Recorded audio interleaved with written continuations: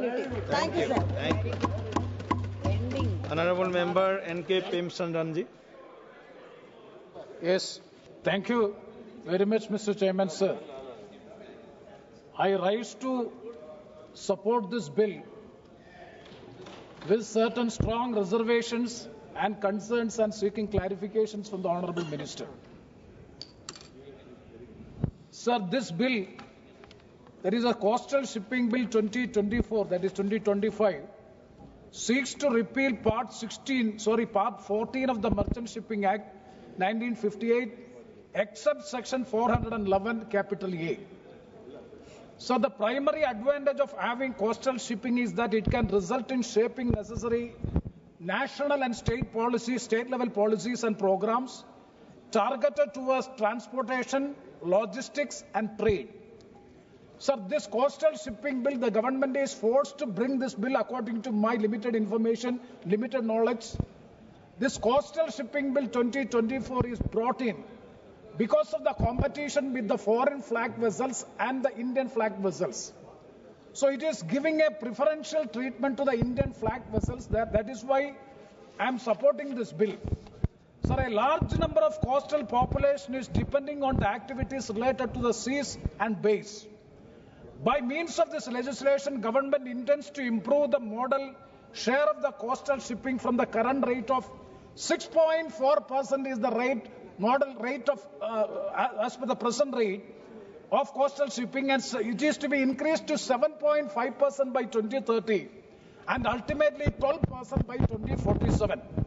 Sir, the share of coastal shipping in Japan, European Union is 5 to 6 times higher than that of India. And as far as China is concerned, it is 7 times higher than that of India. This is the global scenario, global situation prevailing as far as the coastal trade is concerned or coastal shipping is concerned. My specific question to the Honorable Minister is whether the government is able to achieve the target of 12% modal share by 2047 through this legislation alone. According to me, it is not possible unless and until the government have a strong political will to implement the program, implement the provisions of this bill in a better way. Sir, through the bill, though the bill is a welcoming step as far as Indian flag vessels and operators are getting preferential treatment in coastal trade to foreign flag vessels, I have some reservations, strong reservations and concern. I would like to flag it as one by one. Sir, number one, that is regarding, I am seeking the explanation or the clarification from the Honorable Minister. That is regarding the applicability of the Act. Sir, clause 1 of the Act says that this Act shall apply to every clause A. Clause 1, subclause A, every vessel other than the Indian vessel engaged in coasting trade irrespective of the place of residence or domicile of the owner. Clause B, every chartered vessel referred to in Chapter 4. This is the provision which is given applicability of the Act according to Clause 1. Sir, coming to Clause 6 of the bill, it is very specifically stated that every vessel, including Indian vessels, engaged in coasting trade shall report to the Director General the following information in such form and manner as may be prescribed, namely. So, applicability of the Act is, I have clearly mentioned in Clause 1, applicable to only this vessels other than, it is applicable only to every vessels other than the Indian vessel. But Clause 6 is very clear that is Indian vessels also it is applicable. I am not going to Chapter 6 of the Act. There is a specifically it is stated that Indian vessels will be applicable according to Chapter 6. But this 6, it seems to be contradictory because one way it is applicable only to these vessels and here it is in a different way according to by virtue of Clause 6. That is the first clarification I am seeking. And second one is regarding the definition of cooperative society and the limited liability partnership is not provided. Definition for these two terms, cooperative society as well as the limited liability partnership is not provided in the bill, either in this bill or in the Merchant Shipping Act or in the notified Merchant Shipping Bill. It is not specifically, the definition is not provided. That is the second concern I would like to make. And the third one is regarding Clause 18A. Clause 18, subclause A of the bill. When the licensee failed to furnish the information required by Director General within the stipulated time, it attracts harsh punishment. Just now, my learned friend has already spoken about it. That is, what is the punishment? Punishment is imprisonment for 6 months and fine up to 50,000 or both.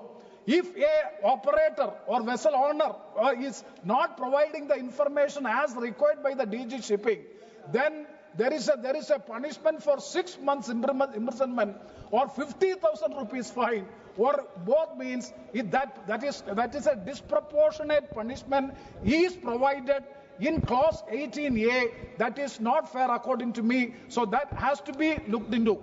And also further, at the same time, it is in section. So another point to be noted is under section 35(2), clause 3. The Director General can ask any other matter as may be prescribed. So absolute discretion is provided to the DG. When you are having disproportionate punishment on one side of 6 months imprisonment and 50,000 rupees fine or both, and at the same time it is a discretionary power is given to the Director General that any matter as may be specified can be asked for information or require information from the concerned persons. That means unfettered authority, discretionary powers is vested with the Director General. That has to be looked into, as it is arbitrary in providing excess powers to the Director General.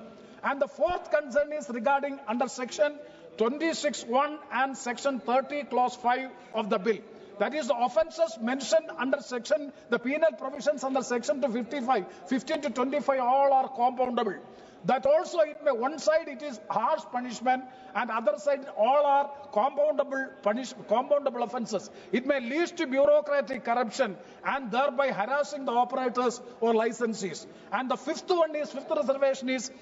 point is there is no dispute resolution mechanism for promoting ease of doing business. The government is always talking. Almost all the legislations are for ease of doing business. If you want to achieve this ease of doing business, there should have a dispute resolution mechanism should be there. Unfortunately, in this bill, it is missing. That is to be looked into.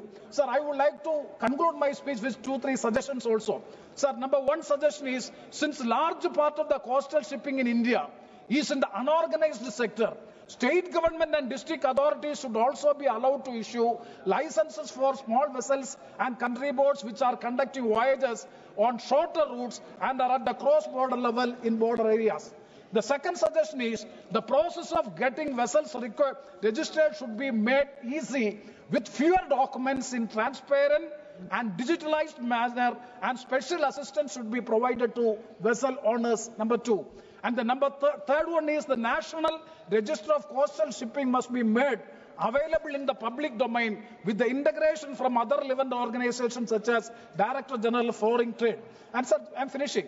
And the fourth one is dispute resolution mechanism, which I've already explained that should be established. Sir, I'm concluding. The success of the regulatory framework depends on the efficiency and transparency of enforcement mechanism, as well as the capacity of the Director General Shipping to handle the increased responsibility.